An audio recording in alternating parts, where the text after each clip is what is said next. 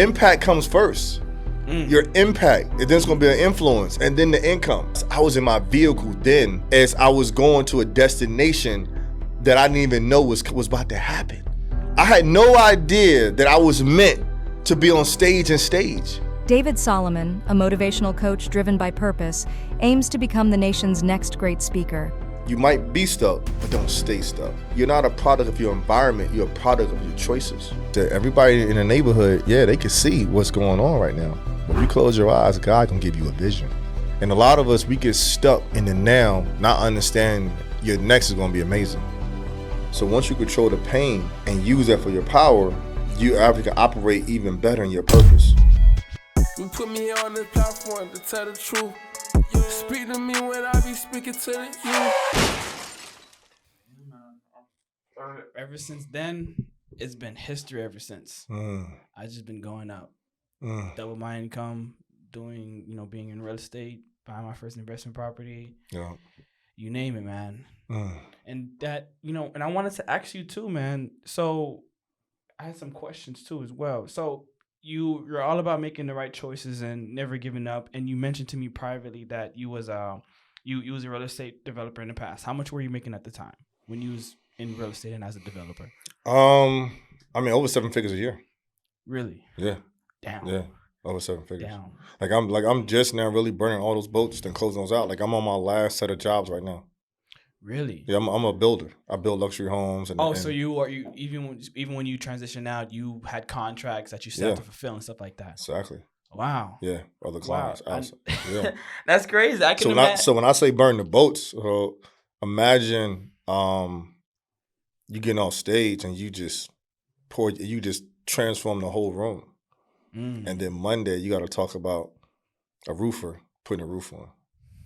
Not saying I'm ungrateful for that, but it just like that's not what God or that's not what God sent me to do. Yeah, like this is my third podcast for today. Like if I was on a Sunday dealing with some homes right now, I'd be burnt out. I'd be stressed out right now. Yo, even though the income is it's there, but you got to deal with a client or subcontractors. No issues, all that type of stuff. This is what I meant to do. No, it's not like you don't have issues with this or anything you do, but at the end of the day, when you operate in your purpose, the issues, it hit a little different.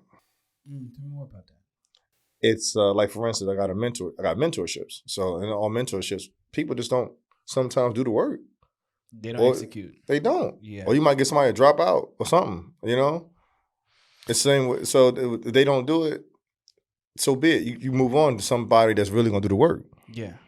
But if I was dealing with a home or a client of renovation and the client can't cancel the contract, something happened, it'll affect me a little bit more. Yeah, because that's your livelihood. You was banking on that type of. Well, not really. That is just,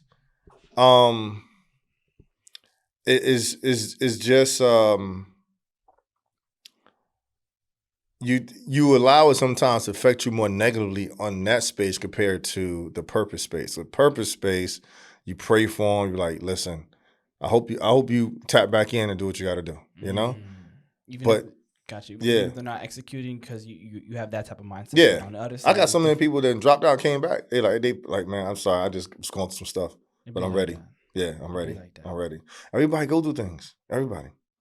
Yeah. I can imagine, given that you're transitioning out and even though you still have the contracts, how all those people felt or they had their opinions on what, your opinions, your decisions and stuff like that. What was that phase like for you when you transitioned? This part of the interview?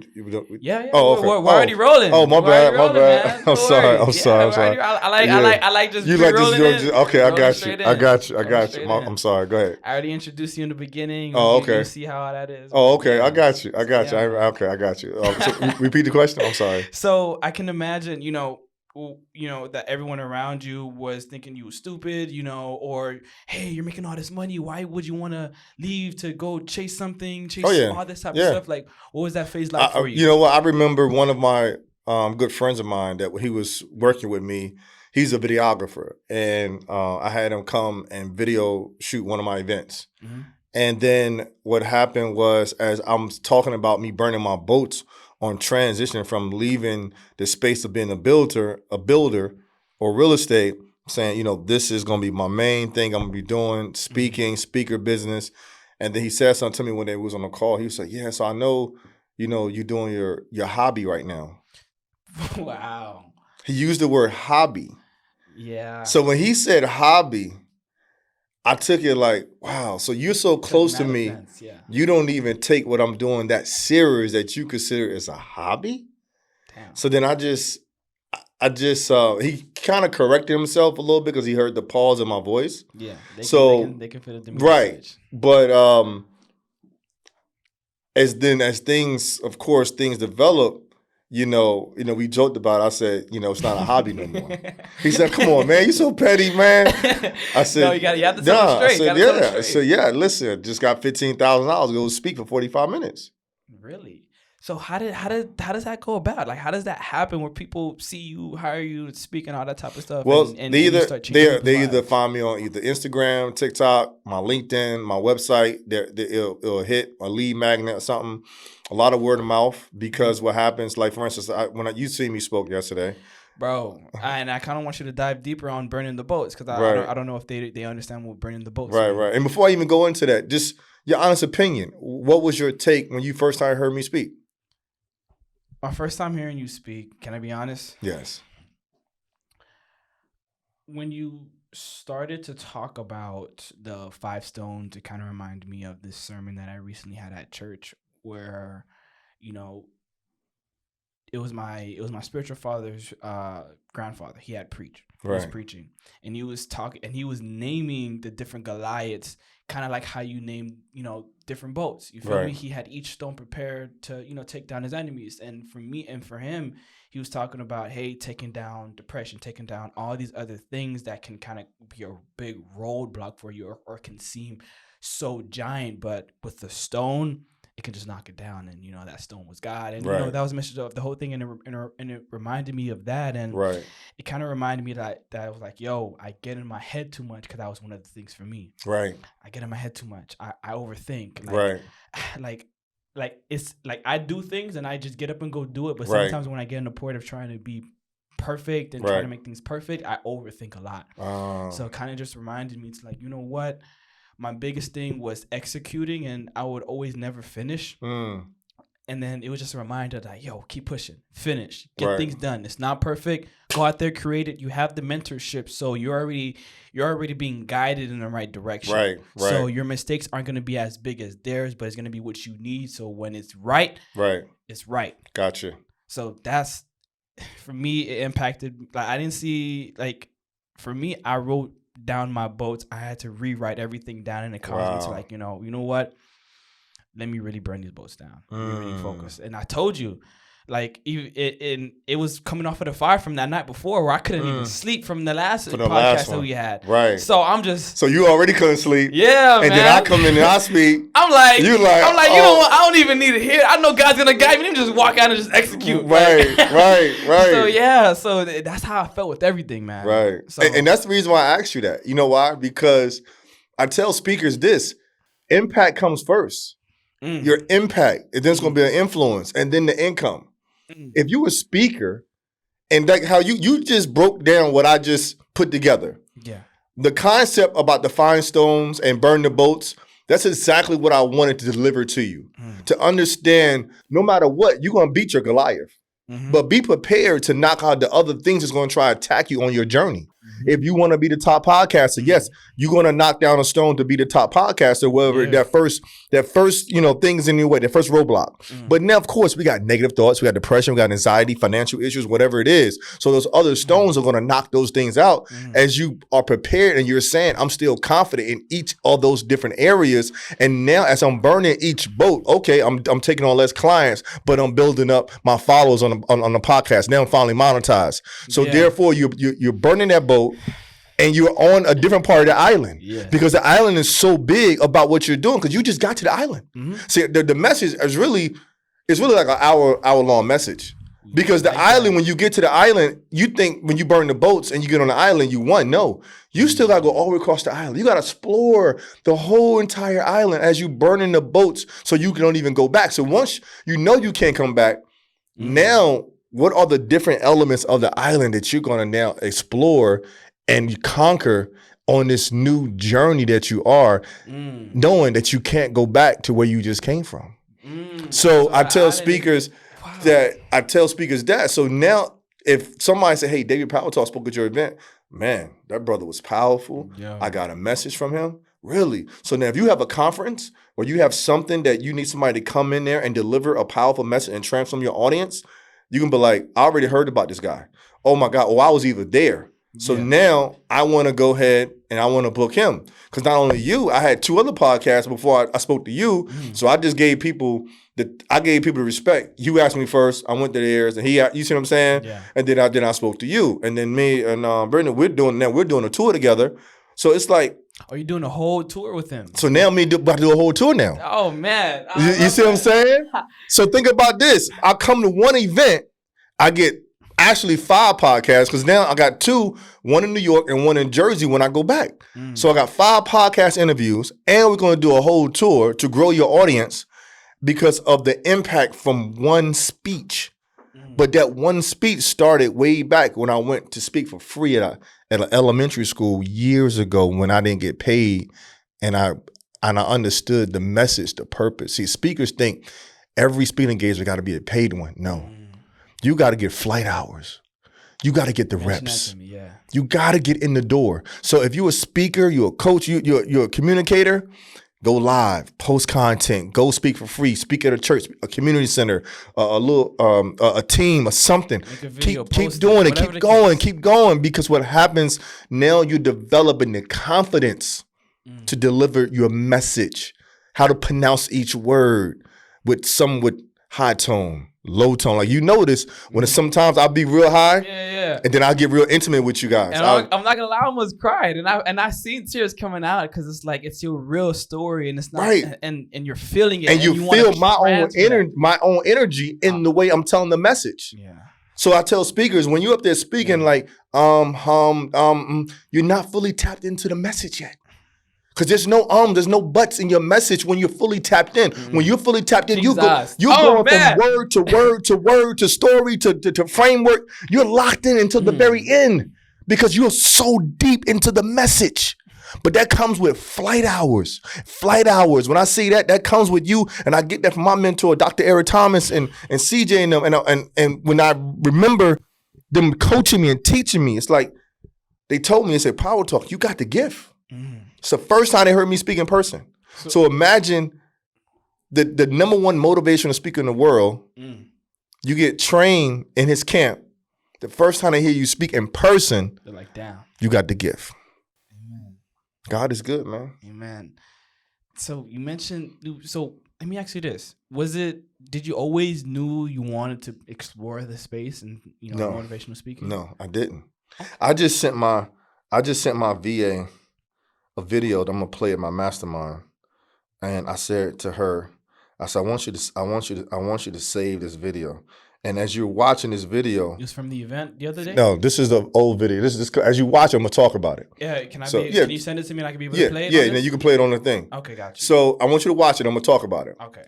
So that era of my life, that's my bike buddies. I used to be in a bike club. Okay. I had no idea that I was meant to really do this.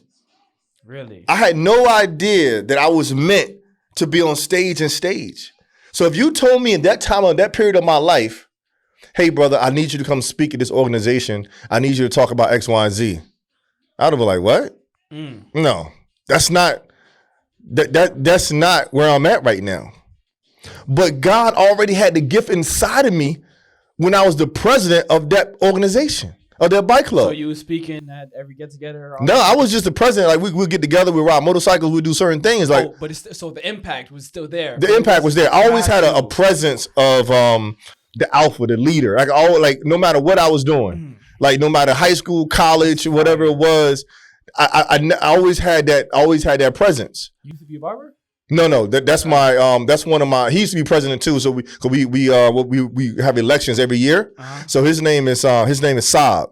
So send that to me. I'm gonna send that to you. So his name is Saab, and so one year I was president, one year he was president. So he's a barber, and And shout out to Saab, man. Shout out to him, brother. God bless you. And rest in peace, man. And then I just wanted to tell people that you're sometimes just in your vehicle and to get to your destination. And I didn't realize I was in my vehicle then as I was going to a destination that I didn't even know was about to happen. So did you always feel you was being guided in the right directions, or sometimes you was guided the wrong way? For the most No, part? I would say, like, anybody that don't understand what you're doing now, when people think about this, you got people watching you right now. You going to church a lot. You're trying to help people. You doing all these things. I don't get really why you doing it. I'm gonna go to work. I'm gonna do what I got to do, because that period of my life. Sometimes when you feel like everything is okay and you're content with your life, you don't understand about really self-development. See, there's a very small percent of us understand what we're doing and where we're trying to go now. Because now once you see it, you can't unsee something. I say that all the time. Once you touch it, you can't forget how I felt. When I first heard about real estate, I was like, what is this? Let me go in. Right. Let me take it. Let me attack it. Once I've experienced self-development and I got in the room and I'm like, wow. Describe that first moment. When was that first moment that you was like, yo, self-development is real. What I'm being fed is like making me better, and I want more of it to be better? Because, you know, I was going through a difficult time in my company. And I wasn't a speaker yet. And I went to go see Eric Thomas, Inky Johnson, I think Jeremy Aronson at the time. They were speaking at this conference. I think it was in Philly. Mm-hmm. And excuse me. And I was always, I always took care of myself. Always, had my vest on, had my little pink shirt on, my blue. Like, I was coordinated. I was there. Like, that's one thing. Saturday. Right. I see. So I always had a style with me.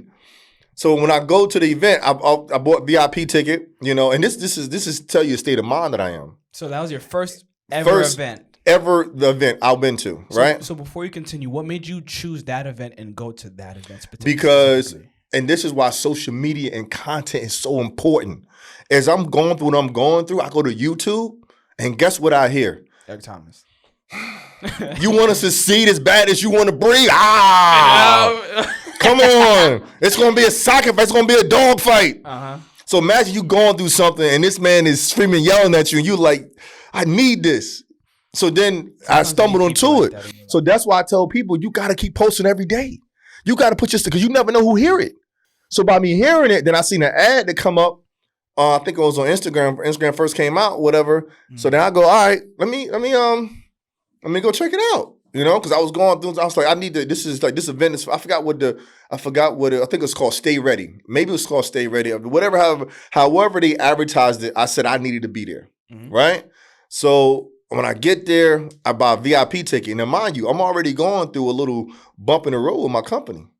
But I still said I'm going to sacrifice and buy me a VIP ticket to show them that I'm going to sacrifice because I want to be up in the front. I want to get the information. When was this, and how much was the VIP ticket at the time, if you remember? It had to be at least like, I want to say $297, $397, something that at least it was anywhere between $300 to $500. To be VIP. Gotcha. So you was low running through it, and you still low running to it. Still made a decision. I still made a decision to work on yourself. To work on myself. That's because big. No, because people don't understand is that, even when you're going through something, go ahead and watch that documentary. Go ahead and listen to that podcast. Download that ebook. Download that audio book. Feed your mind. Don't feed your mind with negativity. Mm-hmm. Don't feed your mind with it ain't gonna happen. Don't feed your mind, I'm always here we go again. No, it's not here we go again. Mm-hmm. It's just another class. You're just in the University of Life. Mm-hmm. That's it. So I remember I sat down there and somebody came up to me and they was like, what time do you speak? We want to give you a speaker badge. I'm serious. And this was one of the people that work for them. I said, no, I'm not speaking. So that's God because right that's there. how I looked like I was one of the speakers. And they was like, I'm sorry, I thought you was one of the speakers. So I don't know if they worked for them, but they was somebody that was there and they just thought I was one of the speakers. I said, no, I'm not one of the speakers, but I did, I was like, okay. So then I go there and the next thing I know, I'm sitting there, just like how when first time you heard me, mm-hmm. I'm hearing they going back to back and then E.T. go up, Jeremy, Inky go up, and I'm sitting here like, the same way how they made me feel, I want somebody else to feel the same way when I tell my story or when I deliver my message. And that's the art of communication. And what is the why behind that? Like, why did you want other people to feel how you felt in that moment? That's when I felt like God was starting to wake me up. Because even though think about this, I'm going through my struggle, but now I'm thinking about how can I help somebody else? I'm thinking about how now I can be a speaker myself and tell my story and help somebody else. I remember one of my best friends came to my house and I told him I just came from this event and I showed him the video. He said, you could do the same thing.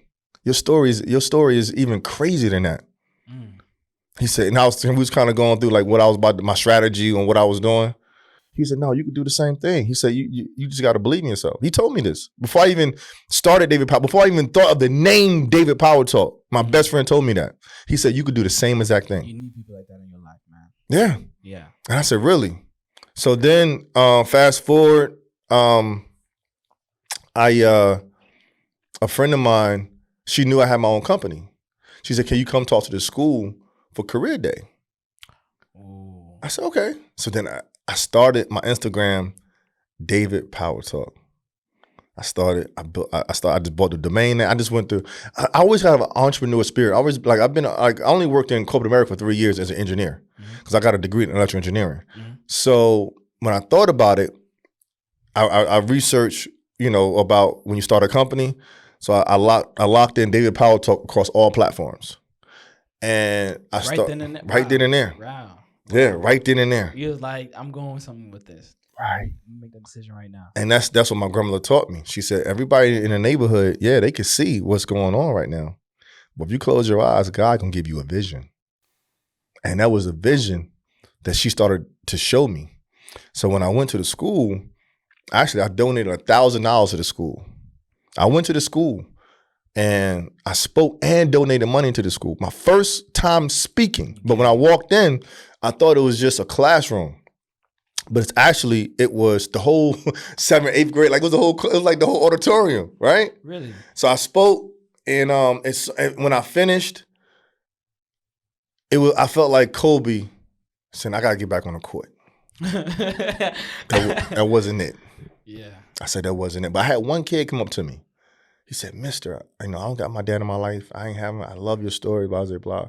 That one kid let me know that I got through on somebody. But so then now the next school was one of the schools that I went to school at. Oh man, I was going through I'm looking up, I'm putting things together, how I'm gonna start. You ready, man? What? When I tell you I had brought a DJ with me, I bought clothes for the kids, I bought t-shirts, hoodies. Mind you, because I'm running a 7-figure business. So I'm coming in, I'm giving. I'm not even getting paid to speak. I'm giving the school what they want. I'm giving the kids. I said, who's honor roll? Who's this? I gave out book bags. I gave out all this stuff, t-shirts. They had the first row, the students that was sitting there was kids that's artistic. So I had them come up and dance with me. But when I tell you that message that I gave them, the principal, the vice principal, the staff, the students, was like, wow, I love that. And that's with no training. Bro, well, really, that was before I wasn't even in the ET camp yet. So how did you you just went and just told your story? Like, how was that like? Most people. I did was I started studying other people, and I have no coach, no mentor. So that's why I know that God gave me the gift as an entrepreneur, as a leader. Because as a leader, you find a way to make it happen. You sit back and you think, okay, you want to be a speaker. What the first I need to do? Who's a great speaker? Start studying them. Yeah. I looked at Les. I looked at Tony. I looked at E. I looked at E. I started looking at all of them, and start looking at things they was doing, their delivery, how they told their story, how they ended the message, how they engaged with the audience, and how you tie in your story. And I had cue cards I remember on my thing. I probably was on like 3 hours of sleep the day before I spoke. So I had like my intro, my outro. The kids, I love that. Man. And this is the kids. I love that. So like stuff like that gets so overlooked. Right. I was telling you my story on me, stuttering and being insecure and all that type of stuff because of my environment. Right. If I had something like that, even though I had my parents in my life, stuff like that. If I had that, right. Imagine where that I put Come me, on, bro. man. That's why it's so important to bring in speakers into your school system. Consistently. Because yes, you got to be consistent with that. Because see, a lot of schools they need more funding for us. Because what happens is that when we come in with a different approach. The kids see us and it's like it's different than the teachers talking to and teaching. They used to the teacher homework, teacher gonna go through the assignments. We come with a whole different perspective. So it's almost like they got a new big brother now. That's how it is. That's how it is. And many times it's the coaches that fill in that role. Like, okay. Yeah. That can only go so far for the athletes, but what about the kids who are not athletes? The kids who don't have the time to be there after school. Like there's a lot of people that need it. Because I wasn't one of those kids that was, able to stay after school. Like I told you, when my parents first came here, they were illegal. They're legal now. So right, I got you. Yeah. But they were illegal, so it's like I couldn't stay and be with a coach. It wasn't until freshman year, and that's when I told you that was when I started to break out of that stutter. Mm-hmm. But you gotta think about it. Teachers and principals not telling kids. My dad wasn't there. I got suicidal thoughts. I was bullied. So they're going through their own format. So let's back things up because I did some research. All right. And things weren't always as glamorous for you. Can I be transparent as far as what I found? Your parents, you mentioned in your biography that your parents were multi and frequent drug users. Yes. And I researched a study in 2017 and it shows that 10% of kids out of 73 million in 2017 will fall into substance abuse because their parents were or are frequent users. And that's 8 million out of those 73 million. Wow. So, yours were users. How come you didn't fall into that, or describe how life was being in that environment and how that made you who you are right now? As far as mindset, as far as grit, as far as discipline. I want to say love is what caused me not to go in the same direction. I love my mother so much. People tell me like I was a little spoiled kid. Like if my mother, if she would leave, I would cry. Like I was that son, right? And I remember this. I was playing my video game. I heard this loud noise. It was like, and I come out into the kitchen, and my mother is laying there on the floor half naked with a robe on, and it's 5 men standing around my mother, and my mother is laying there lifeless. And one of the men telling me put my little hand, put it in a bucket of ice, and rub ice on my own mother's chest. I didn't know what I was doing. But they wanted me to do it because evidently when you're having an overdose, the only way to bring somebody back is to shock them and put the ice on their chest. Yo. So I'm rubbing ice on my own mother's chest, not knowing my mother's having a drug overdose. So she pops up. I run out the house. And that moment, I had so much anger about what my mother was allowing herself to go through, not understanding the word called addiction. So when somebody's addicted to something, it's not because they don't love you. It's not because they hate you. They're really addicted to something that they're trying to fight. My mother been through probably 10 different rehabs when she was going through her addiction. So by me seeing what my mother was going through, and then now my father also too, my father not in my life, watching my father beat my mother in front of me. And don't get me wrong, my father and my mother was great. I loved them. Like my father wasn't a bad man. My mother wasn't a bad person. But when people hear me, like my family hear me talk about these certain elements, they say, why you don't highlight your mother, highlight your father? I always highlight them because this is who I am right now. But for me to help other people, I got to tell them the things the trauma I went through. It was trauma for me to come home and hear my mother yell. It was trauma to come into a trailer and see needles in the sink. It was trauma to see silver spoons with white residue at the bottom of all the spoons that we can't get out because they're breaking down, whatever heroin, crack, or whatever coke on the spoons and putting them in the needles. It's trauma. Your mother is in the emergency room because there's a needle stuck in her neck from her shooting her neck and the needle broke off. Or they can't put IV in your own mother. They can't find a vein because she's used up all her veins from shooting up. Damn, so by me watching and witnessing and seeing my own mother, and when I say love, because I love my mother so much, it caused me resentment and a little bit of hate that I had to force myself to show her. So when my mother finally kicked her addiction, then she moved back because we was up in North New Jersey, and then she moved back when I got out of high school. She moved back to North Carolina when I went to college, and she had a house down there, and she stopped using drugs, and then she got addicted. She got to alcohol, so she became an alcoholic, and went through depression because now she's we was living up north, and then now she's back by herself. Now she's by herself. She was dealing with his boyfriend, and I didn't know she was dealing with depression. So then now I get a phone call 5 a.m, 2008. Your mom ain't here no more.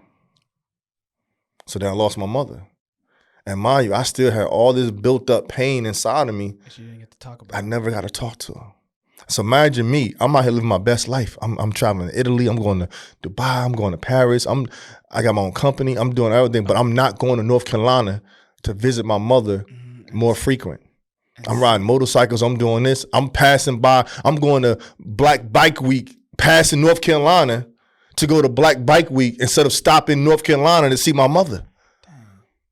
Not knowing that if I would have just took more time out and just maybe took a week to just be there with her or say, Mom, let's go on vacation. Let's do X, Y, and Z. Do you feel like you're in this public speaking phase, not a phase, calling, and you wish you would, you wish you could have impacted her in that way too as well? Because I can imagine. Not really in the speaking. I just wish I would have just been there more for her. I wish I just had this mindset I got now. Then, but what happens is that I had to go through so many losses to finally understand my win. So when I say that means a lot of us, we lose so much. We don't understand. You got to lose so much to finally you say, yep, I got my win now.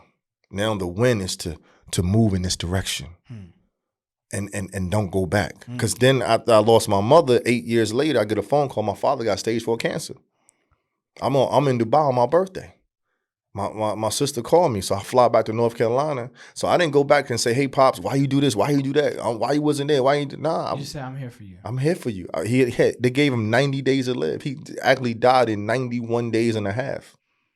So I'm sitting there, we talking about, how he met my mother. We talk about his companies, his job. We talking about, we watching the playoffs together. I remember, I think it was the Cavaliers or something like that. I remember. We was watching the playoffs and to the point where he went through hospice. He couldn't even move. I had to put morphine in my own father's mouth. Only thing he could do was barely blink his eye. He couldn't even talk at that point, lost all his weight, and then he finally passed away. But when he passed away, I had peace. Because that's why I tell people, you got to let go sometimes. Peace is important. Because when you let go of all the anger or any hurt that somebody caused, because you got to understand, I don't know what struggles he was going through, my mother was going through when they was adults. We all make mistakes. And sometimes people want to hate you and judge you because of a mistake that you made. Oh, you drink alcohol. Oh, you're alcoholic. Oh, you stole some money. Oh, you did this. That's real, man. But sometimes we don't have the proper guidance. Sometimes we don't have the proper mentor or the people in our life to pull our coattail. So... And that's so important. Like I said, having somebody to just answer your questions, like you said, just be there and talk to you and give you that peace. Because that peace is important. That peace can allow God to be able to speak to you and for you to be able to see. Because God can speak to you, but you just can't see because all those things that are the opposite of peace are blocking and clouding that vision. Right. That's important. Yeah. That's important. So he gave you that peace. What was your next step afterwards? Was that while you said you was in the middle of biking and yeah. So that my father passed. And I wasn't speaking then either. But what's happening was God was showing me how power talkers was being developed now. Was being developed. So now the only person left is my grandmother. The lady that took care of me when I had to move to North New Jersey because my other grandma told me I couldn't live there no more in North Carolina. So now the woman that gave me this pretty smile, gave me braces and sheltered me while my mom was in rehab, now she's actually right. So now it's so crazy that we're here. My grandma ended up being in a nursing home right down here in Pinebrook. So from Newark, we had to bring her from Newark down here. So I used to come down here to Miami probably twice a month and just sit and just feed my grandmother ice cream and talk to her. And my grandmother, she used to say this one saying. I said, Grandma, I said, God is good. She said, all the time. And she's sitting in a wheelchair. She went from walking to a walker to wheelchair bound till she couldn't. She had to be, in the bed. But no matter how sick she got, I would always say, Grandma, God is good all the time. So did she tell you any memorable stories during that time? Not really. My grandmother was hardcore. Like my grandmother, she would tell you whatever on her mind, she gonna tell you.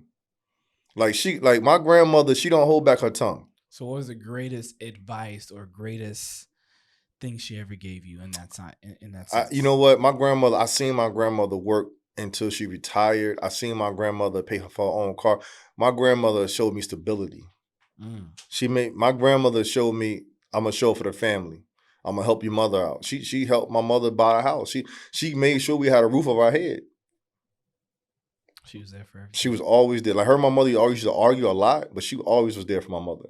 Like she made sure that, y'all about to get this trailer, I'm gonna help you pay for the trailer. Oh, we're gonna get you out the trailer, then we're gonna get you a home. Then we're gonna do like my. She tries. I love that. Yeah, so I was watching these certain things that my grandmother was doing for my mother. You need people like that in your life, man. Yeah.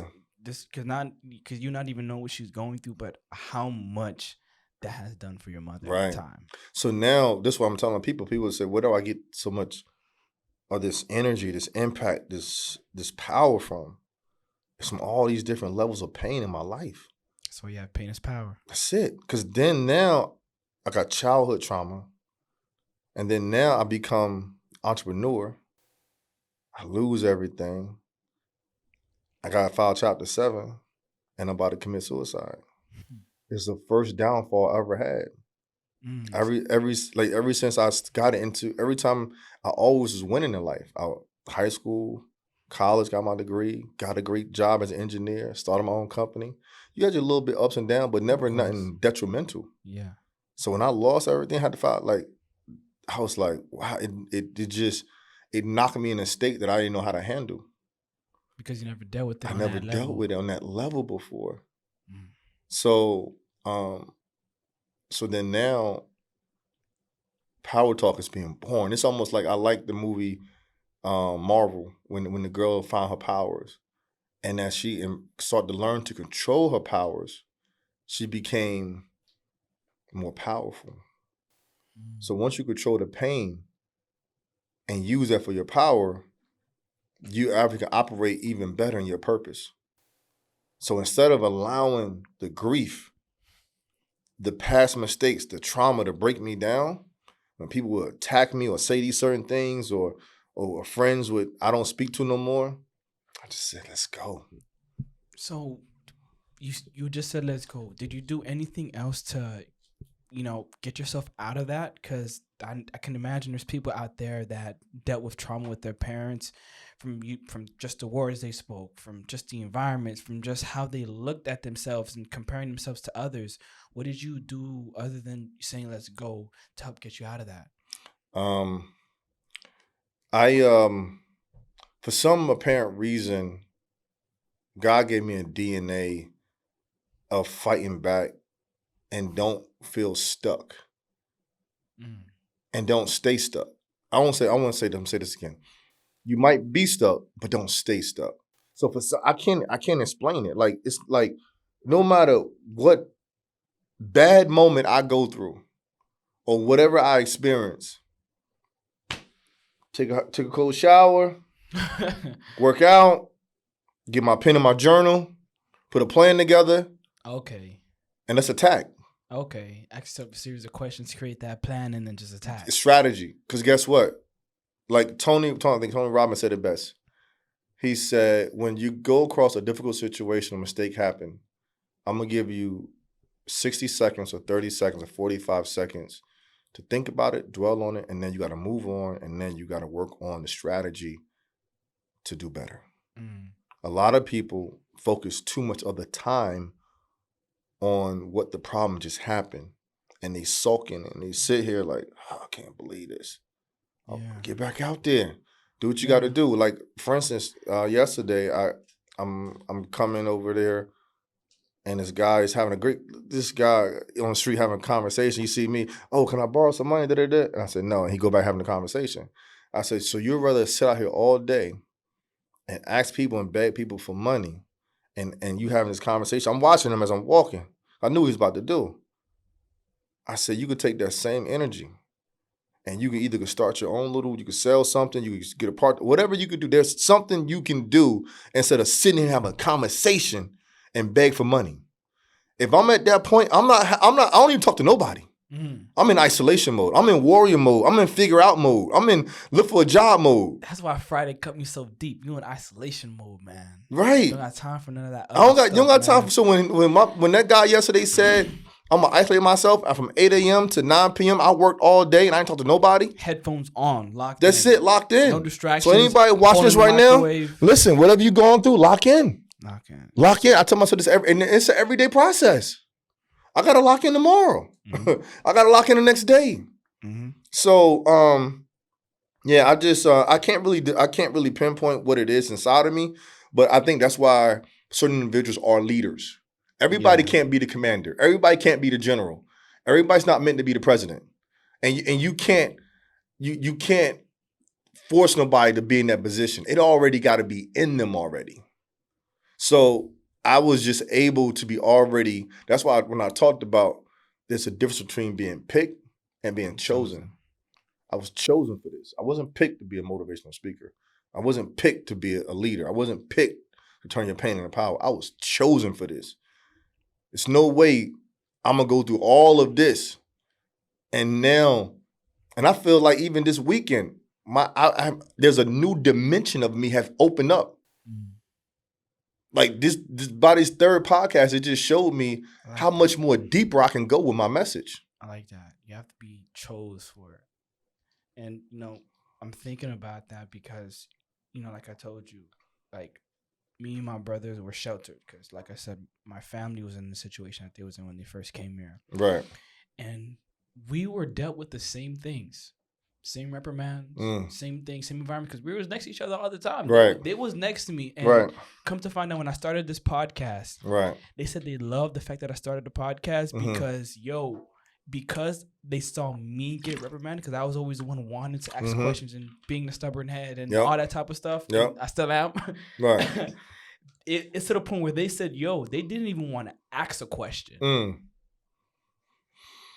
And it's like, I'm seeing the chose part because in my mind, it's like, as I'm getting these zeros, as I'm getting these Fs, because I'm stuttering, I know I can talk, I know I can speak, I know I have something I have to say, but I just can't because I was mentally crippled at the time. It wasn't until I changed my environment where that cripple or subconsciously that crippleness just left. It was like, you know what?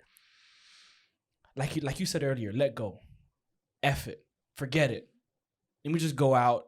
Let me just ask all these questions. And the biggest thing that I learned was, and I was watching this YouTube video from Patrick Bet-David, and he said, people are always going to respect a young man, because that was at the time I was trying to figure out how to become a man because my father was working. I didn't have no male figures in my life like that, consistently, like there and present in those pivotal times. And he said, a man is always going to appreciate a young man that asks questions. So since then, I was like, even if it was a two-step process because I was still asking questions, but I still had a little bit of insecurity because I didn't want to ask a dumb question. But then I read this thing online where it was like, even if the question is ignorant or if you don't know, if you're not sure or whatever the case may be, don't fall into pluralistic ignorance. Right. That's where, I don't know if you understand, where you don't understand something, but because you feel and assume everybody understands, you're not going to want to say something. Right. So like, you know what? Even if I feel like it's a stupid question, I'm always going to say, pardon my ignorance, and still ask the question. That was a trigger that I used to still ask the question, still grow, still want to go out there. And even if I'm wrong, you correct me. Right. Gotcha. So now move on to the next step. Gotcha. And going back to the chosen, it's like, I always had that mindset, like, you know what? I'm not going to let this beat me. I'm not going to let this beat me. I would always fall short, but then it was one point I was like, you know what? let me just go, bro. Right. Let me just go. So I respect you on that, and I feel you on that deeply. Yeah. So let me ask you this question. We mentioned all these different phases of your life. You mentioned all these different things. And, you know, for some, the majority thinking, I wanted to ask you this. What does success look like for you now? Because I was talking to one of my mentors and, you know, like I said earlier, overthinking, you know, complicating things and going back into, you know, me coaching and doing all this stuff on this aspect right now. We got into a conversation about success. And he told me that, yo, success is not all about like, hey, I'm going to help you build a 6-figure business. I'm going to help coach you into that type of stuff. No. The fact that you're impacting people where you are in life is success in itself. Exactly. Don't look at and compare to other people's success as and demean your level of success. Right. So when we had talked about that, it's like, yo, the fact that you doubled your income, the fact you did all these things, the fact that you paid for coaching, the fact that you took all these steps that other people don't take, and you're using all that information and applying it and changing somebody's life by just saying one thing, one phrase, one example, that's success in itself. Right. And, you know, I didn't realize it in a moment, you know, before until he said it, because it's like I felt that joy when I taught somebody how to budget. I felt that joy when I taught somebody how to optimize, you know, whatever it is they're going on, and you know their mindset, their business, whatever the case may be. And I kind of lost sight of that, but he reminded me like, yo, success for me is like my ability to impact even where I'm at. Right. So what does success look like for you on that aspect? Is it the same thing? Great question. For me, success is every day waking up and doing exactly what I love to do, which is impacting lives from stage to stage, audience to audience. That's success. Because when you're doing it at a very high level, that impact, that influence, it's going to bring the income regardless. It's like I'm here speaking and somebody bought up a coaching program while I'm speaking. I get alert, right? You don't have to advertise no more when you're operating into your purpose. You're so busy into your purpose. Think about Kobe and Jordan. They're making millions of dollars and they're still operating and training at the highest level. The type of mindset that you got to have, you already figure out, okay, the algorithm of financials. I got the contract. I'm making enough money to take care of me, my kids, whatever, blah, blah, blah. But I'm still not comfortable. I'm still not happy. I still work on my legacy. I still want more championships. I still need to win more games. I still need to show the world who I am. I need a shoe deal. I need X, Y, and Z. That's the type of mindset you got to have. You can't get comfortable because you got one little deal, because you got one speaking engagement. No, what's the next? What's this? What's that? What's the tour? Where you going? Because now I understand the concept when I hear, I'm like, why is all these billionaires, millionaires out here still doing stuff? Man, if I had $20 million, I'm sitting on the island all day. I kick it. But when it's inside of you, when you love doing what you're doing, you can't stop. You don't stop. And that's why Warren Buffett is still. That's why he's still Warren Buffett. That's why it took Jordan so long to get out the league. That's why when he went to the Wizards, he didn't really want to get out. LeBron don't want to get out. But eventually you got to get out.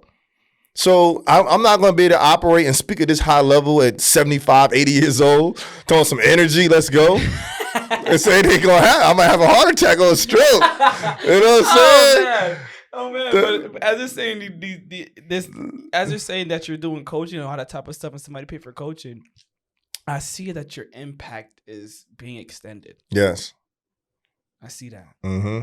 I see that even though 75 gets here, you don't have the energy, much like you said, but the person you coach, the person you impacted because Eric Thomas impacted you. Mm-hmm.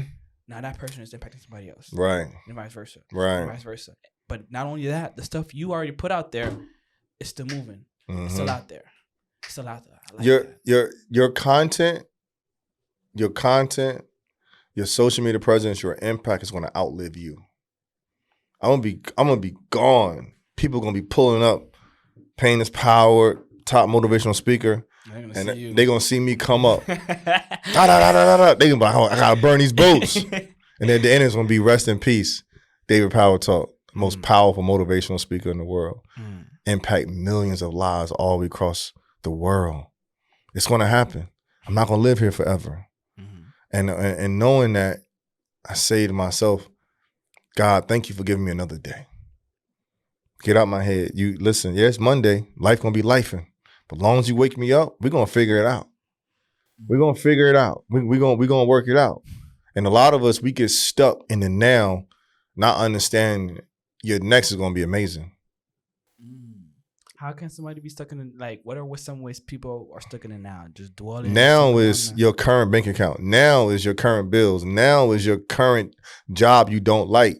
Now is you just starting your podcast and you want to monetize it. When I looked up Joe Rogan, he started with a laptop and just him and his friends goofing off with a podcast. To now he just re-signed his second deal for $250 million. And that. So you got to understand. The radio stations, people are not listening to the radio like they used to no more. That's dying out. People are stuck on YouTube. They're stuck on streaming services. People are not even going to the movies like they used to no more. That's dying out. AI is taking over. So people want to hear real conversations like this. AI can't duplicate a story. They can't do this. No, they can't. So at most they can duplicate the words, but even in that, you can. In words, you're able to feel the person. Yeah, exactly. So AI is not going to show that. They're going to say, "Hey, oh yeah, make this confident, sound confident." Yeah. No, it's not going to stick. Yeah. But yeah, man, I just think that I think the best thing for people to do is don't take the day for granted and just give it the best you can, and don't feel bad if you fall short. We all fall short. You're gonna get things that's gonna make you be like, man, wow. Okay. So talk to me on burning the boats. Like, what truly is burning your boat? So like I talked about this yesterday. Cortez, 1519. He gets to the island after they've been traveling all over the water. 600 men. They tired, man. They tired. He turned to his commander. Said, listen, I need you to burn all the boats. We're going to take over this island. Why? We're not going back where we came from. We're going to win this island or we're going to die here. That's your plan A. Whatever your dream is, whatever you want to do, you want to be an author, you want to be a motivational speaker, you want to get into real estate, podcaster, you got to burn those boats. You can't go back to Amazon. You can't go back to the post office. You can't go back to working at McDonald's. You can't go back or maybe being a doctor. I don't know what it is that you're in a transition with, but once you've been awakened and you can see the vision that he has for you, then you gotta say to yourself, I'm ready to start burning the boats. And I'm not telling nobody right now, go quit your job and jump right into it. Create that plan. You gotta make a plan, but you gotta burn one boat at a time. And as you burn that boat, now you get deeper and deeper into the island and you start winning all different sections of the island till eventually you conquer the whole island. But you got to come with the mindset by burning the boats. It's no retreat. It's no surrender. I'm not leaving one boat in the corner of the island or underneath there to just maybe go back. No, I can always go back. It's never a maybe to go back. It's burning the boats mean it has to work or it has to work. I'm burning the boats. I'm not going back. I am going to win. I'm going to conquer this island. I will be the most powerful motivational speaker in the world. I will be monetized all over every social media platform. Anybody that Google me, YouTube me, or anything, when they pull up David Power Talk, I'm going to change their life. That is burning the boats. So you have to ask yourself this: what does burning the boats mean for you? What boats do you need to burn? Is it childhood trauma first? Is it depression? Is it anxiety? Is it financial loss? Is it grief? Burn those boats and then move on and be a better version of you. Because if you keep living in doubt, if you keep living in fear, if you keep living in these little boats, then you always gonna never get deep into the island. And the island is and I haven't even scratched the surface on what I'm about to hit. Imagine me in front of 50,000 people. Can you imagine what type of impact I'm going to give to 50,000 people? They said, all right, Power Talk, we got you coming to this conference. You're talking about 50,000 people. We got you speaking for 45 minutes. You ready for that? I'm going to go over 45 minutes. It's a wrap. Give me. I feel that. Can you, man. What? That's why, and that's why I said, like, now I understood why Kobe said he was so upset when players was taking the game for granted. Like that's why I played that video first. LeBron was talking something, it's just basketball. Kobe's sitting there, he upset. And he up 2-0 in the finals.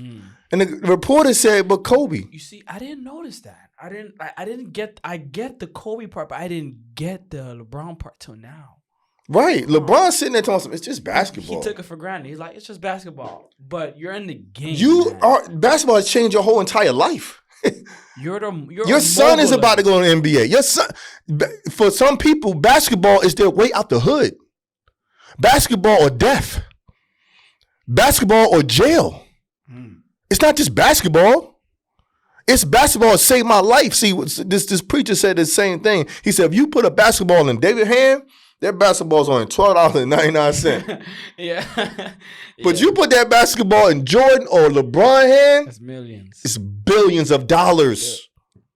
Billions to a black man from an environment that's not conducive. Come on. But it's just basketball? So he said that he don't understand that. That's why people don't understand when impact can go left and right. Oh. You can impact people in a negative way and they be like, wow, like, really? Basketball, let me just stay here. Wow. I didn't see. Or you can impact people and be like, because now a real leader, a real soldier would have said, well, we lost. But D-Lo, I'm going to talk to him. Me and D-Lo, what we going to do for the next 3 hours? Me and him, we're going to go to the gym, we're going to watch tape. And only me and D-Lo, we're going to practice for the next 3 hours. Everybody gonna take their phones and we put their phones in a basket. Nobody's allowed to call anybody until the next game. We are only locked in on this game. See, you let me be a coach. Ain't gonna be no phones. You ain't talk to your wife. You ain't talk to your kids. Until we win that chip, it's game time. I don't need nobody on social media looking at it. Don't look at Stephen A. Smith. Don't look at Shannon Sharp. No, I need you guys locked in because you play like trash, and you getting paid millions for this. And you got people out here that's trying to take a small break to watch the stats to see what you're doing. See, people don't understand. When God's giving you opportunity, bruh, you got to live up to it. So it's not just basketball. Basketball. It's not just basketball. It's basketball. It's really basketball. It's not about the money. It's not about people asking you questions. Because guess what? If he would have won, he would have stood there and took every question. With his chest out. Yeah, I'm like, yeah. Yeah, we won. He doing this. Coming up. You could do this. Coming up. But when you lose, you get up and you walk off the podium. You're afraid to confront it. Confront the loss. And I like that we transition into that because that's been one of the hardest boats that I've been dealing with, man. Is where something happens to me and affects me, whether it's embarrassment, whether it's whatever the case may be, and it causes my heart to get hardened. Right. And when my heart gets hardened, I don't much like the Bible. God is going to reprimand you for that. Mm-hmm. God's going to reprimand you for that. Mm-hmm. He's going to use you as an example. He's going to use you as somebody else's testimony. Right. Point blank. Right. And that was my biggest issue. I would not want to confront embarrassment. I would not want to confront all these things. And that's why I really couldn't get out of stuttering or whatever I was in, earlier than high school. And I was still dealing with it after I got rid of it. But it wasn't until recently where I was like, you know what, man? A true man would sit there, address it calmly, and talk about it. You got to walk through the fire, man. Yeah. Embarrassment and fear is not real. Who cares? People go, think about when you see a story on Instagram and TikTok. You say, ooh, okay, you go on to the next one. You're not going to bed thinking about that story you heard about somebody. Mm-hmm. Yeah, everybody laughing about P. Diddy and all that other stuff, but they don't really care about Diddy. They don't care about that story. It's just news. It's just something to talk about, man. It's just something you laugh about. You no Diddy. But at the end of the day, Diddy will drop an album next year. He'll be at the awards. You like, oh. And they be like, look at Will Smith. He smacked Chris Rock. He thought everything was over. And now he about to do Bad Boys 2. I mean, Bad Boys 3 or 4, whatever it is. Yeah. He's back doing what he's doing. It's just a phase. It's just a phase. Nobody cares. As long as you're able to. As long as you ain't out here shooting up no school and you ain't doing nothing like, you ain't taking nobody's lives or no stuff like that, get over it, man. Get over yourself. We all get embarrassed. And I'm not telling you to get over it. I had to say this to myself because I got embarrassed. Like I got run through the ringer. People to this day probably hate my guts for the mistakes I made. Like they mention my name. Who? David Solomon? I hate that guy. Yeah.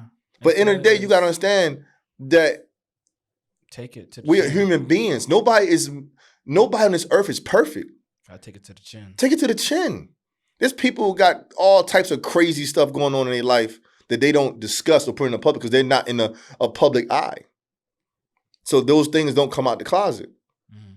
But at the end of the day, no matter what you're going through, use the embarrassment as fuel to keep going. Use the doubt to keep going. Mm. And anybody watching this right now is that I'm not saying that it's okay to get embarrassed. I'm just saying it's not okay to allow it to break you down. It's not okay to allow it. Because I was there when it broke me down. I was there when I had tears in my eyes, when I was just like, at a point where my name was mud. Because I couldn't even finish jobs. I couldn't even pay contractors. I couldn't even make payroll. I had to file bankruptcy. So the reason why I wear this red Gucci watch, I'm not even a materialistic guy. I had the same watch in my house when the trustee, remember his name, David Wolf, we had the same first name. He walks in my house and he has to write down what items that he can take and sell to pay the debt that I owe. And he said, oh, let me see these. Oh, this is a nice Gucci watch. Oh, you like Gucci, huh? He was being, wow. Yeah, he was jabbing me. Jeez. So he took the watches. So when I got back up, I walked right in that Gucci store. I said, let me get that watch. So when I wear this watch, it's not because I'm trying to show off a Gucci watch. This is just showing that you can't break me. You could take it, but I always can get it back. But you can't take away my spirit. Can't take away my mind. Yeah, you could take the Gucci watch, you could take the cars, you could take the money, you could take the credit score, you could take everything. But you can't take that fight inside of me. And people can't sleep at night knowing that I didn't give up. That's an amazing feeling. And that's what people got to understand. Don't give in to the hate. Don't give in to the naysayers. Mm-hmm. You can't, I don't care who, you think about Obama. Obama was the American dream at one time. He was the idol. He was the guy that everybody was like, wow, he's the ideal president. He went from that to the majority of people like, nah, I don't like that guy. Think about that. He could switch just like that. And he never came angry. He never did a Donald Trump moment. If he did 5% of the things that Donald Trump do or say, oh man. He got canceled. One time he didn't wear a tie one time. He got canceled. He would have got canceled. Yo. They had a big article because one day he didn't wear a tie. But this other man could do all these crazy things, say these words, say these things, and now you in a criminal court, but you still neck and neck to be the president right now. And people voting. And people still, they gonna vote for him. They don't care. Yeah. So at the end of the day, why am I saying this? People don't care. Long as you got the impact and you doing what you got to do to try to correct it and be better, so that's it. Because impact, like I said, go both ways. Anytime you can impact a group of people to go to the Capitol and climb the building and break into it in Washington, D.C., I mean, you got people that work in great jobs that don't look like me and you. There's a few of us still in there that's lost. They climbing the building. They attacking other people in the government. because of the impact this one man is making. That's why you got to understand, as a speaker, as a coach, as a person, your impact is everything. But it can go left and right. How intentional are you so that it doesn't go left? That's very. The question. That's the question. I'm very intentional because I can get up here and curse all day. Don't get me wrong. When I'm with my friends or something, there's a different etiquette I might have on the phone. I like that. There is. But end of the day, you can't mess the bag up. Mm-hmm. I'm not talking about money. You the bag. We all got things you would love to say. Somebody cut you off. But you can't come on these platforms and you can't do certain things or say certain things because I keep saying this. You're not a product of your environment. You're a product of your choices. So now if you make the right choice, the environment don't change you. You change the environment. Mm-hmm. So you're not meant to be sucked into the environment. You're meant to be in the environment to change the environment. So when we go to these schools in the hood and we go to different places, we're there to tell the kids, I'm from the same place. Hey, what's up? What's up? But yeah, I lived in one building.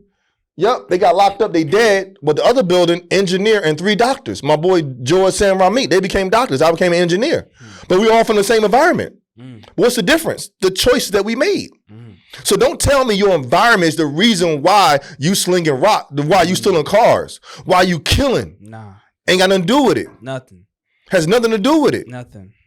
What it has to do with is that actually we got a better advantage point because now we got more resources to now use the government for welfare and all the other things to get the education. I went through the EOF program, financial aid.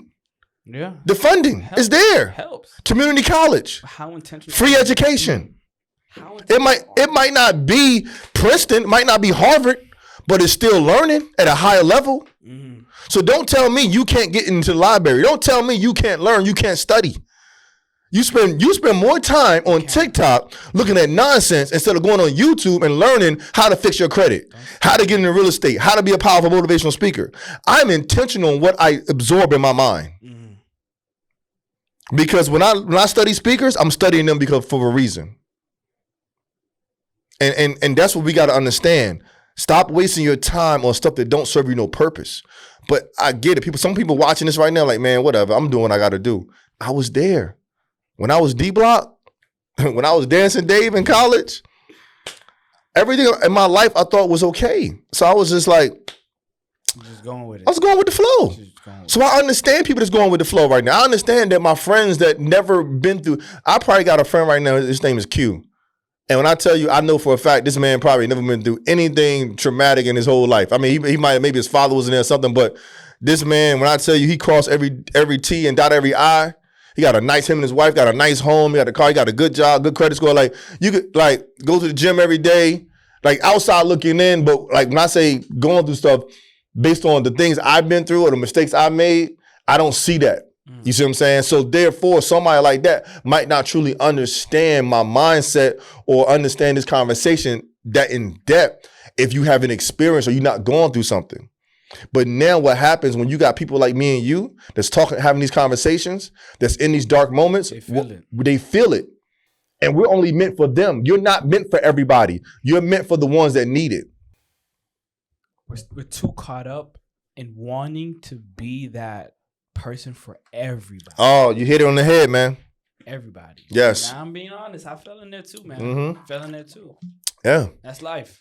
Yeah, that's why I said it. That's why I tell speakers all the time. That's why when you're a speaker, the first thing they tell you is narrow down your audience. Who do you speak to?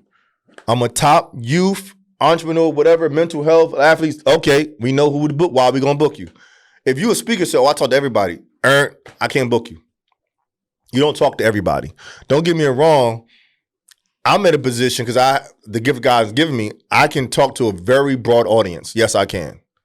But I know when it comes to entrepreneurs, when it comes to students, athletes, young adults, you put me in a room with them that need some self-development, I'm going to body it. That's my audience. Ooh, that's my audience. But now if I'm talking to, somebody that's trying to learn about crypto or X, Y, and Z, that's not really my audience. I don't know about crypto. I can give them mindset a little bit to help them out, but at the end of the day, they like, hey, thank you for that. But I'm only going to touch about 5 or 10 people that's in there that's really, really trying to figure it out, that really went through something, because I got to now tap into one of their pain points and find one of their pain points. So as a speaker, you got to be a sniper. You don't go in there with a machine gun. Don't be so caught up in the whole room. Don't be caught up in the room. Still cast it out to the whole Cast room. it out, but still be a sniper. The sniper is this. I know somebody in here right now, you're just starting out and trying to invest into these stocks, and your account is showing that it's never going to happen. I'm going to let you know right now, it will happen. But I need you to look at the market like you already got the funding for it. You already got the money for it. Perspective. And where would you put the money? Because it's going to happen. If you manifest it, if you believe it, it's going to happen. If you see it, if you visualize it, it's going to happen. So there's going to be somebody in that room that's trying to get into the stocks, and they're going to hear that, and they're going to be like, I can do it. But then you got Bob over here sitting on 3 million. He don't need that conversation. You don't. He's just there. He's like, I'm just here. I want to 10x my 3 million. That's it. I don't need this mindset stuff. I'm not for him. But I'm from Susie that's sitting over here that's trying to leave corporate America. And she already depleted her 401k, didn't tell her husband her credit score is in the 500s, and she's trying to figure it out. I'm for Susan. That's big. Damn, man. If I'm being honest, I was sniper in the room Saturday, point blank. And it takes real to recognize real, and it takes being able to connect with somebody on that aspect. And you know what's so good about being a sniper? Okay. You recognize your targets. That's true. As I speak in the first 5 minutes, I already know my targets. There was one white lady. She was on her phone. She wasn't my target. She was caught in business transaction, whatever she's doing. I seen you, my guy that was sitting right here, Jake, the videographer, the people. I could even the guy Rich, his jester. He popped up and was like, "Yo." Another guy with the glasses, the guy taking notes. I'm like a Terminator when I speak. I see certain people, and I tell speakers, lock in on your targets and speak directly to them. They're going to encourage you to go deeper into your message. Yeah. It's like playing a game. Yeah. And you got cheerleaders on the side. And the crowd is like, dunk it again. Go ahead, another 3. And you pop that 3. You be like, boo. And they be like, oh. I feel like I did that for you when you started talking. I was like, yo, I cannot sit down, man. Exactly. I gotta stand up. And that's what you feed off as a speaker. Oh man. But what happens now? I wanna run right now. Now, this is what happened. Any speaker that's watching this right now, this is what happens. You're gonna get in some rooms, and everybody is dead. Same, just looking at you. I mean, you dropping gems, and they just like. I remember one time I spoke. I mean, I was digging in my bag for this room. I'm like, this room is just like, is everybody like, did they have coffee? It's so monotone, yeah. So after I finished, one of my partners, he was with me. He was like, bro, this was a tough room, man. I said, I know, right? Like, what's up? He's like, no, but you was doing it. They could feel it, yeah. But you know what happened around lunchtime? Almost everybody came up to me. Brother, that was so powerful. Yo, thank you for that. Thank you for that. So even though sometimes you can't judge the room. I think they was so overwhelmed with my message, they didn't know how to take me. They was in their head. They was in their head. Because then literally, and then one of the people I got an event coming up June 15th in Atlanta. One of the girls that gave me a testimony, now I got her speaking at my event. She's like, brother, you changed my life. She said, that was crazy. I had a videographer. She was shooting for somebody else. She joined my speaker program, so I was shooting my content. She said, wow. I had one lady, she said, I took down everything you said. I talked about cracks in your foundation. She said, I'm going to write you a book based on what you said. She sent me a whole book about my presentation. She broke down, I forgot what the term that she used, what she do. She broke down my presentation, and she wrote me a book and sent it to me. And this room was dead silent. Did she print the book? It wasn't silent. I mean, they was getting a little feedback, but it wasn't like what I'm used to. Yeah. But that's why I'm telling speakers sometimes keep going. Don't get up. But then this is why I talk about 5 stones. the reason why I didn't show what I was feeling inside is because of my preparation. I was so prepared in my framework that I didn't even show or let you know that I wasn't sure if you was liking my message. Yo, if I'm being honest, I love that you said that, man. Because, I did a class recently. Was this Monday? One of these past Mondays. And it pays when you're prepared, bro. I feel it. When you're not prepared, anxiety. That's why as soon as I leave here, I'm texting people that I gotta do tomorrow. I'm looking at my flight. I'm gonna get Monday preparation out the way. Mm-hmm. I want a whole strategy for Monday, Tuesday, and Wednesday. The whole week. I got a thing I say every Sunday. I'm preparing for the whole week. Because when you're fully prepared, because now even when you prepared, the BS still gonna come. Life gonna be lifing. Something going to occur, but that's why when they play a game, they call a timeout. They go back to the huddle. Oh, we gotta do another play. Now this what we talked about earlier. Nah, listen, LeBron, I need you to take over point. AD, listen, I need you more strong in the paint. D-Lo, sit down for a little bit. We're gonna right. We're gonna bring someone else in, right? But the first strategy wasn't that though. The first strategy was, D-Lo, you point. LeBron, you power. But that wasn't working.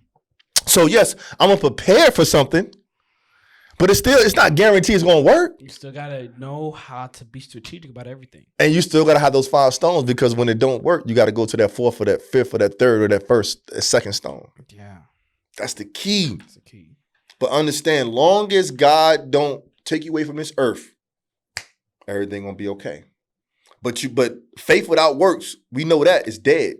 A lot of people, they pray every day. They go to, I'm praying. Like, I get so many messages. Hey, can you pray for me? I'm going through this. I'm going through that. Not one person said, hey, I'm going through this, but I'm gonna do X, Y, and Z now. If I'm being honest, bro, after going to this event Friday, Saturday, I felt like I couldn't pray.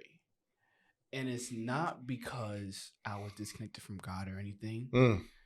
I felt like I couldn't pray because all that is left for me to do out there is to just do it. Stop praying. I love that. Like stop praying for, hey, give me finance, give me finance, all that type of stuff. Oh, deliver me, heal me. When am I gonna do the actions? Come on.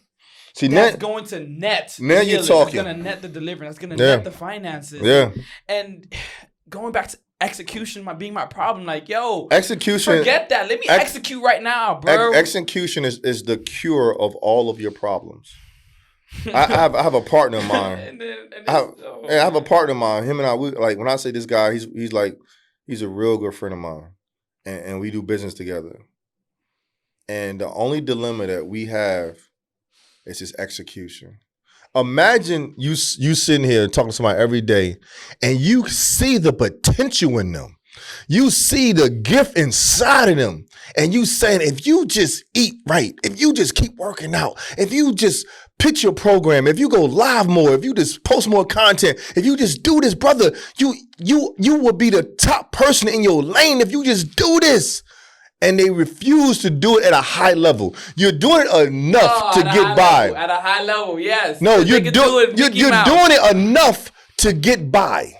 I post once or twice a week. Oh, man. You see what I'm saying? You see what I'm saying? You see what I'm saying? God. No, yes. You're doing it enough to get by. To get views. To get this. To get short-term gratification. But I see you doing your podcast. But then when you over-deliver, and like Brendan said, I need you to find more time. And the guy said, what you mean 5 more time? Wake up early. Wake up a little bit early. So he said, if you wake up early and you go to bed a little bit late, that's 3 hours. Then do 3 times 7. What's that? I just gave you 21 hours.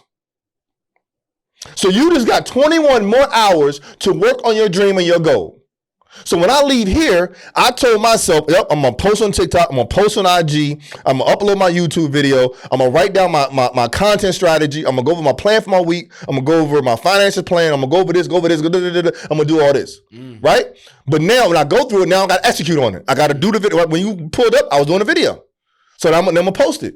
Then tomorrow morning, I'm gonna do another one. Don't stop. It don't stop. A lot of us, we get so content. We go so just like, oh, I'm good. I'm enough. Listen, I live my life. I have lived over 60% of my lifespan right now. As a man, the average man lives about 75 or 80. And you're gone. Like I told you, yes, I'm not going to be able to operate at this level at 75 and 80. Will I be a Les Brown where I could just walk in the room, people like, oh, Les, come on, I got you. Sit down, Les. Oh, okay, Power Talk, come on. There we go. Yeah, I'm going to be that guy. I'm going to be calm and cool. Yeah. But that's why I say I got to burn my boats. Yeah. Because running a 7-figure builder company and doing this is killing me. Can't sleep at night. Wake up early. I'm trying to juggle and do all this. I said, listen, you're going to make the money. You got to burn those boats. Because if you don't burn that boat, you ain't going to be here to see your daughter get married. You ain't going to be here to see your own son to finally stop doing drugs. My own son, 18 years old, about to be 19.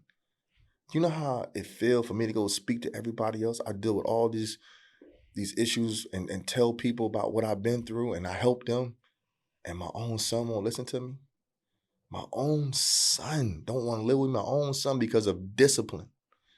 But my own son is bipolar, and he's addicted to getting high with weed.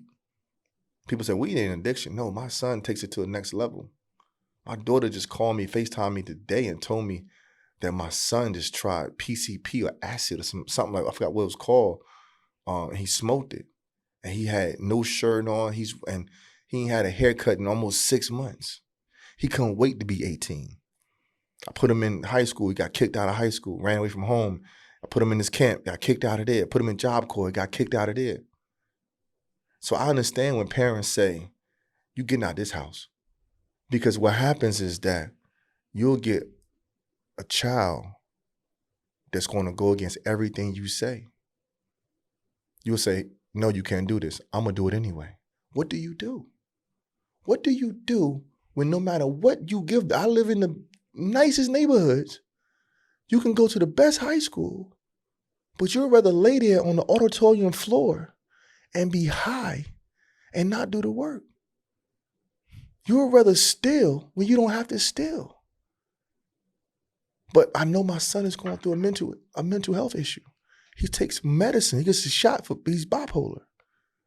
So when I say I talk about mental health, I'm about to do a conference in New York City, a panel about mental health, and they donate clothes and stuff to shelters. And one of the shelters is where currently my son is staying.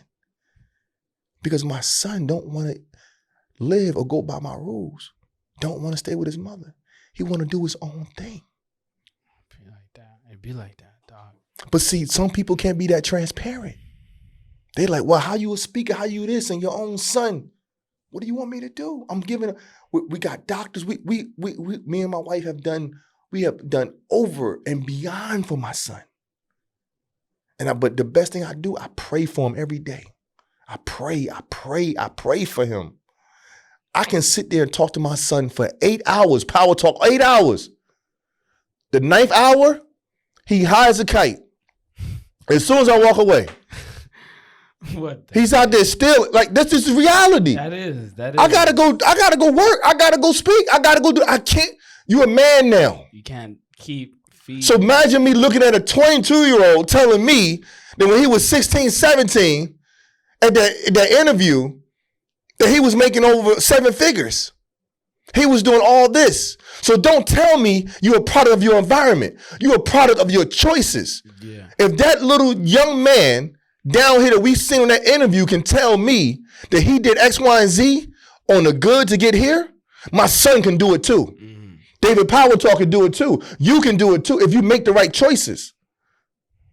But what happens is that now when you don't make the right choices, you at this level in life, you are digging a hole for yourself and you're going lower and lower and lower. So when you finally say enough is enough, now you're putting dirt back in the hole. To finally get up higher and higher, and then you're finally ground level. So now you're like everybody else. Now you still gotta fight from ground level up to now 10x your life. Outside of all the putting back the dirt, you tired of putting back for the mistakes and the trauma, not doing the right thing, fixing the credit, lost everything, parents on drugs, riding around, chasing women, doing this, doing that. And now you want to be power talk. Now you want to save the world. Now you want to, but guess what though? I'm just blessed that God finally woke me up. And once he wakes you up, you'll be surprised how much of an ebb and flow you get into.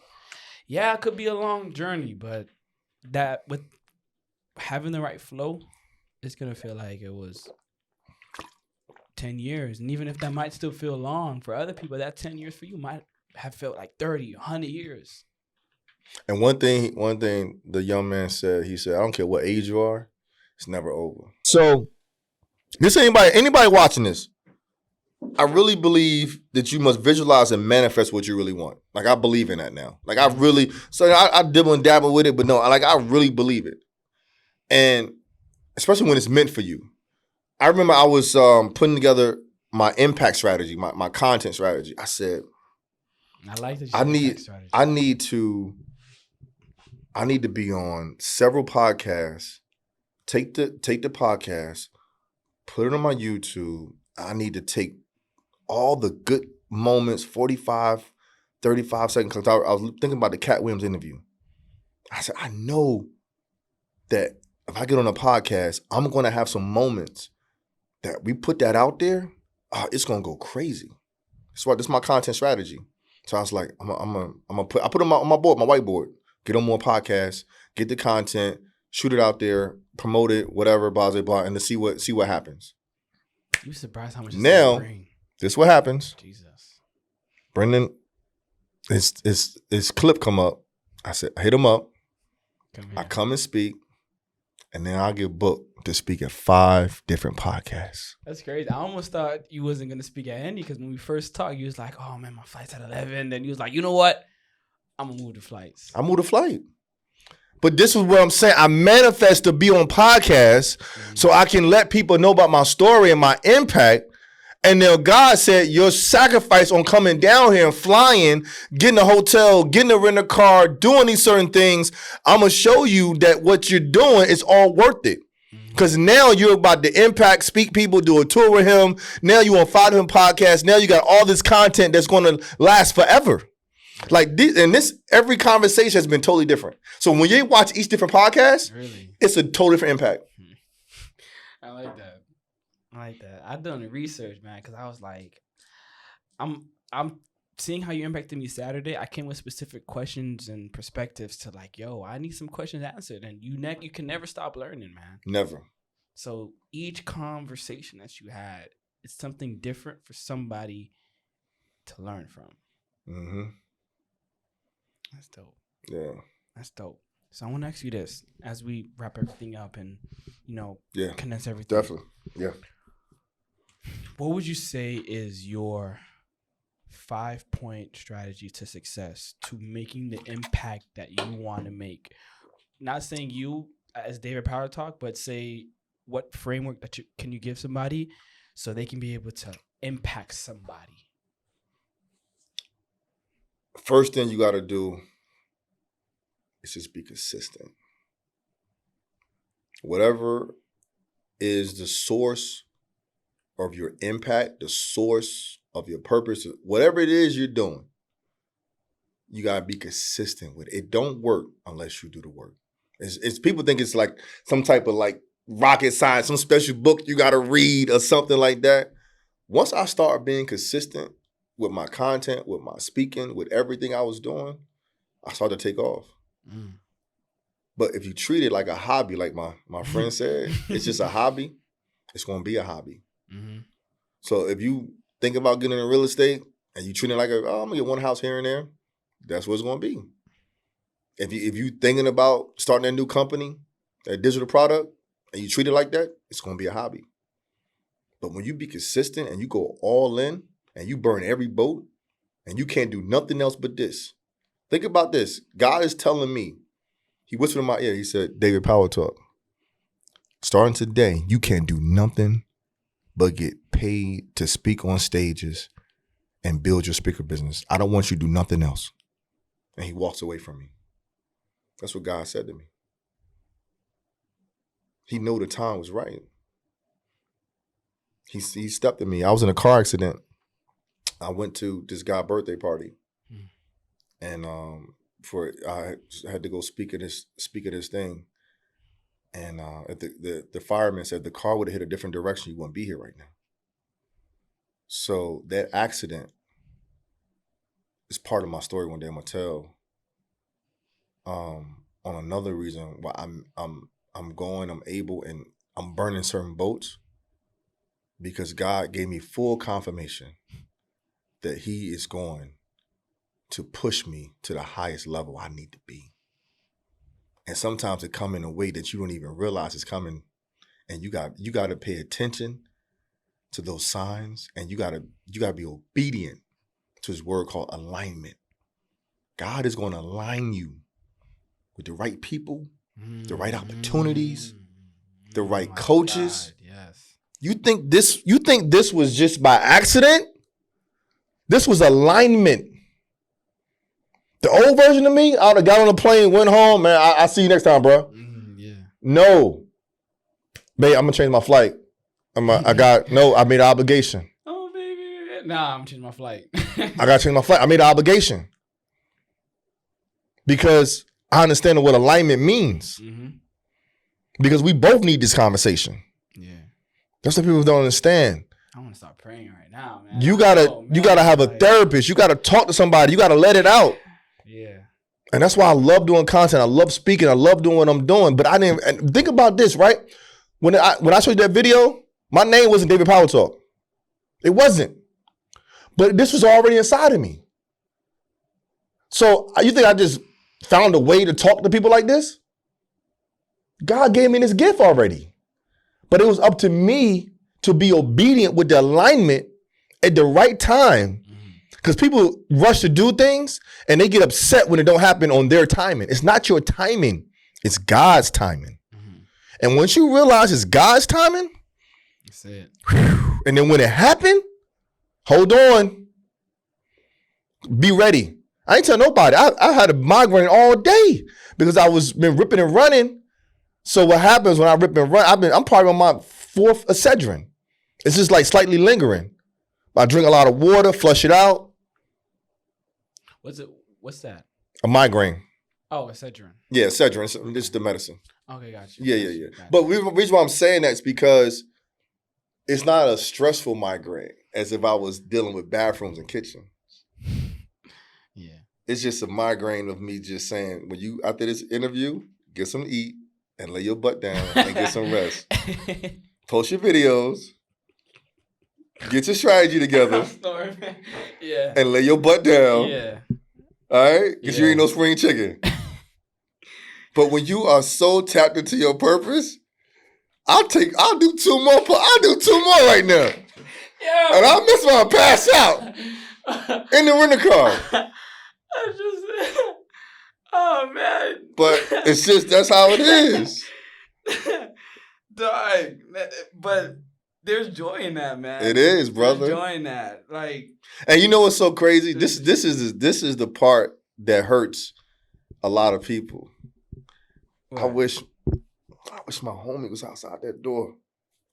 Or sitting on that chair. I wish my other homie was right there watching. Wish my mother, I wish so many people that I love could just see me operating in my space. I wish they was right there watching. Wish my son was sitting there. I wish my daughter. But at the end of the day, I get it why people will struggle with mental health. It's just me and you in this room. But that's why content is so important. Because when somebody watches this video, when somebody watches this interview, we're going to save somebody's life on this one. They're going to be like, wow. Yeah, man. They're going to be like, wow. Yeah, man. Yo, I don't have no other words, man. I got no other words, bro.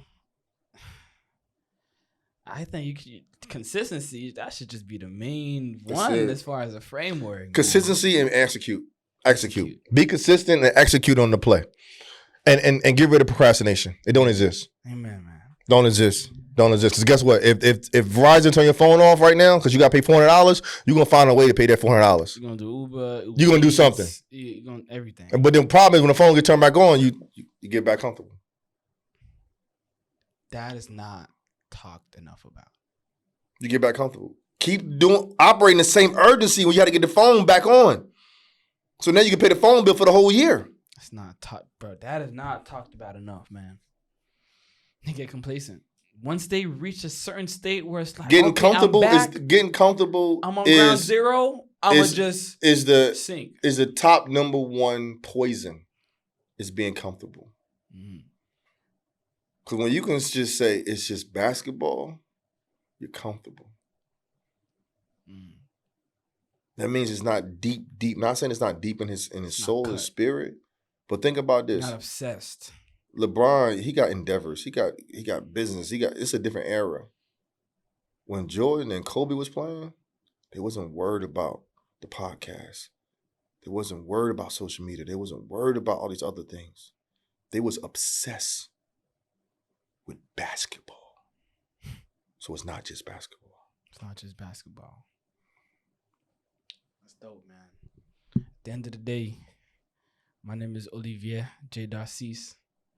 I'm with Mr. David Power Talk. I can't say it with no low energy. I gotta say it loud, man.